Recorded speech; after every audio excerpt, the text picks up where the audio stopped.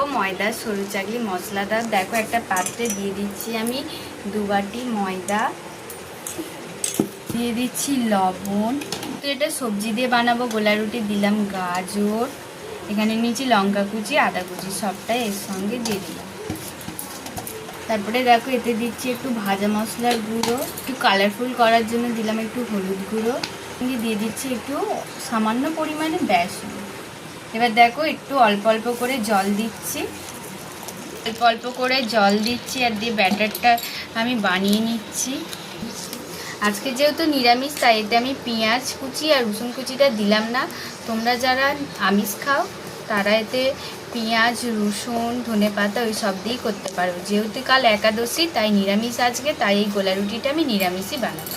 আমার ব্যাটারটা একদম রেডি হয়ে গেছে, কড়াটা বসিয়ে দিয়েছি, দিয়ে কড়া হয়ে গেছে, কড়াতে মাখিয়ে নিচ্ছি।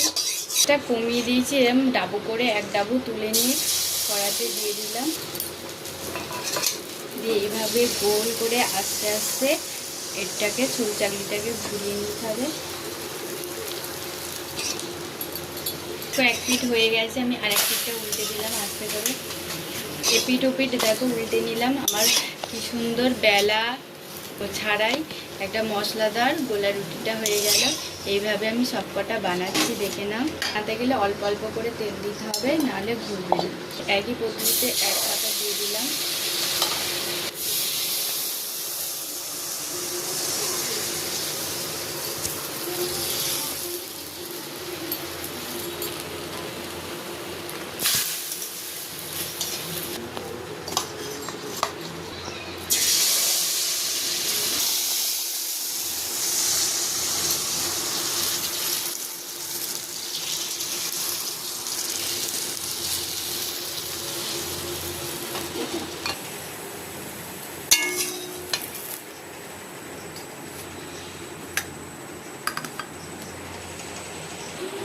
দেখো এখানে আমার 6-7টা গোলা রুটি হয়ে গেছে। কত সুন্দর গোলা বেলা ছাড়াই মজাদার গোলা রুটি বানানো হয়ে গেছে। চলো একটু খেয়ে দেখি কেমন বানালাম।